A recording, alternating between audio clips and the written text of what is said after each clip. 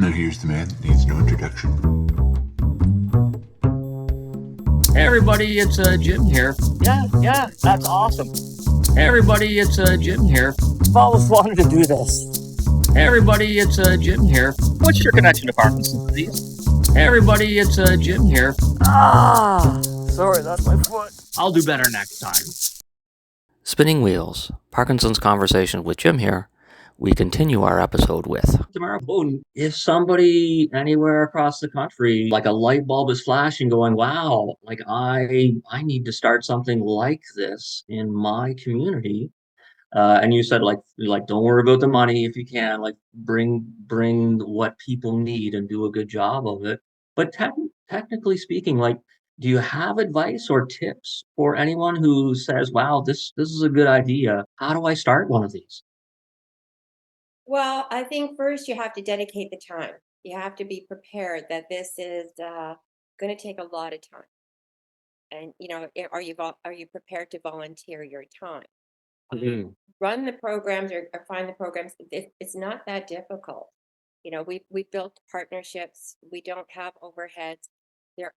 It seems that Parkinson's. It doesn't matter, honestly. Wherever I go, it doesn't matter. I phone the city of Burlington. I phone the city of Mississauga. Somebody at the front desk, their mother has Parkinson's, their father has Parkinson's. So anyone I think can build programs, if they need help with it, then I'm more than willing to help. Okay. Because I don't think you should reinvent what already works. And we keep it very simple. And I think one of our successes with our participants here is, unfortunately, there's a very large population of Parkinson's here, very close together. In talking to U-Turn Parkinson's, they have logistics problems where their Parkinson's participants are more spread out. So they don't have that core that we do. That's why they have to go with more online classes to reach that really need these classes. We're in an area where we're pretty concentrated. True. And in Ontario, last I heard, there were like 40,000 Yep. people with Parkinson's disease. Going back to your like the care partner role, right? For someone newly diagnosed, like, do you have any advice for them? Yes, reach out, come out. But it's real, you guys know it, and I know from my husband, and I know from people I met, when someone's newly diagnosed, there's not enough information. The goal would be to get to some neurologist's office and say, here's our pamphlet, help them reach us, because a lot of times people are diagnosed and they're not given any tools or any pamphlet to help them through the process of understanding even what they've just been diagnosed with, what their husbands or wives have just been diagnosed with.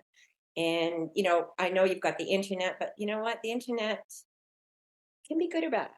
Yeah, you know what? There's a lot of information, which is good, but then there's also a lot of worst case scenario stuff. So if I could ever get to, our goal will be to get to the neurologist and have them come to us, because, or U-Turn Parkinson's, or Living Better with Parkinson's in Collingwood. But all of us have the wealth of knowledge, the years of experience now, to be able to, like, we've had people come into our walks or our exercise program. They've been diagnosed, and I'll say to them, oh, and how often do you take your meds? Oh, whenever I want to. It's like, your neurologist hasn't told you that you have to take it on time? No, I didn't know. So it's funny that we're educating them. So, Yeah. someone new, we'd love to have them. But you know what? Also, people go into denial. They go into depression from it. So often, we've had a couple of Parkinson's people who didn't even tell anybody had Parkinson's for 10 years. So it's a really funny diagnosis to try to get people out. We do the best that we can. Mhm. Yeah, and it is, right? And sometimes you have to be ready for it. I know that I went right away to a support group as soon as I was diagnosed, but then it was probably 2 years before I went to the second one, just because I wasn't quite ready yet. So thankfully, I found a very good support group that I go to, 10 out of 12 times. So yeah, it makes a huge difference. And then if you notice on all our literature, this is something I'm very adamant about. My name and phone number is on all our literature for the simple reason, if sometimes it just takes that phone call for somebody to inquire and they get a real person. Mhm. if I can sit there and talk to them and ask them questions and build that relationship even on the phone, I'm more likely to get them out to one of the programs, a little bit more comfortable. So I guess going back to your first question, it'd be wonderful if there was some kind of a helpline for somebody newly diagnosed with Parkinson's that they could call and say, I'm newly diagnosed, now what? I know cancer has it and other organizations have it. We don't have it really. I mean, we do have Parkinson Canada, but and they do a wonderful job. I mean, they are the national voice for Parkinson, but there's a huge difference between speaking to someone who's educated on Parkinson's and someone who's either a care partner or has Parkinson's. I agree. So does that happen a lot? Like, do you get phone calls? I feel, yeah, right now I probably, well, not a lot. I probably feel 2 a week, but to me, that's a lot. To me, that's a lot. Different stages. Sometimes it's the care partner, sometimes it's a daughter. It's not always the person with Parkinson's or the care partner that's calling.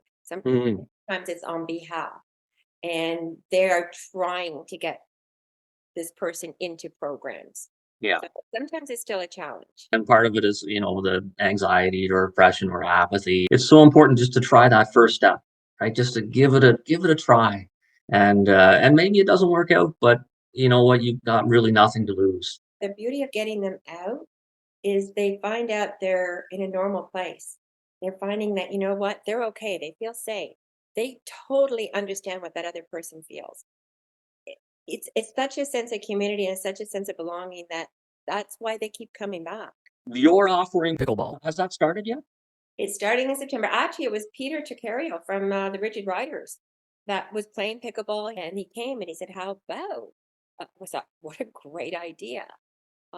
So he is actually instrumental in bringing the pickleball. He'll lead it. Mhm. Yeah, we were all set to go on September 30th at Etobicoke Olympium, 4 to 6 p.m. And yeah, it should be fun. Yeah, and you know what? A couple of times now, this has happened during the course of our conversation, where you've actually said somebody from the community who either has Parkinson's or who has a connection to Parkinson's has come to you and said, "I think this is an idea. I would lead it." I think that's amazing to have that engagement in your community. Well, it means a lot to us, because we're listening to them. It's not always what I want. I may think of something, but they know what they want. I would have never thought of pickleball because I thought, it's so aggressive, like you're running around and things like this. But people are so excited that they're signing up. Yeah. So clearly, and what's nice about this is that you look at that it's outside of the box a bit. It's not just about exercise. Pickleball now brings fun. Mhm. It's a sport that everybody else is doing, and guess what? I can do it too. Like, I've been at a few events, with Mike and Steve in terms of that, and Passion for Parkinson's has a presence at at these events. Like, and so it's not just that you organize stuff; you go to different things. And do you ever like? And so, what other ways do you get the word out about Passion for Parkinson's? Well, we started with the support groups. So we Hmm. did presentations at all the support groups in Mississauga, Oakville, and Burlington. They still communicate, our programs. We did some community events. We went to some farmers markets. It was just networking. We got together with community partners like Parkland on the Glen, Chartwell, where they end up, promoting us a little bit. And then now our big push, we've designed these little tear sheets that look like little prescription pads. Yeah. We'll be dropping off at all the neurologists and all the pharmacies to say, if you're having someone pick up something for Parkinson's with prescription, please give them our tear sheet. This is what we do. So just trying to reach more and more people. Wow, I don't know who thought of that, but that's a great idea. Actually, it But wasn't my idea. The one I have to give credit to where credit is due. It was U-Turn Parkinson's did it.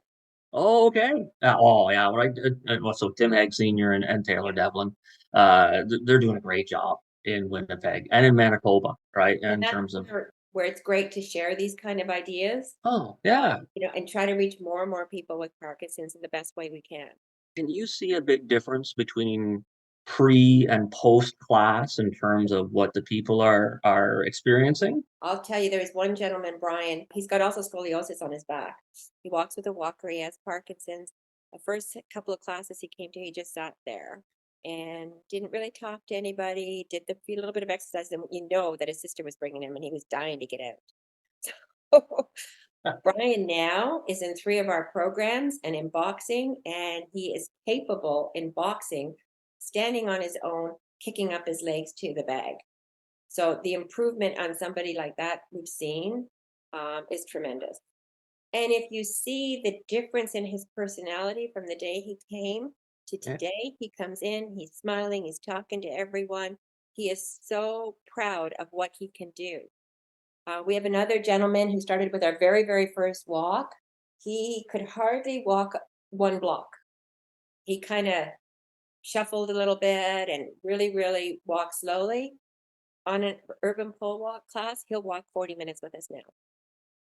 So when I see results like that, and it's not us really, it's them pushing themselves.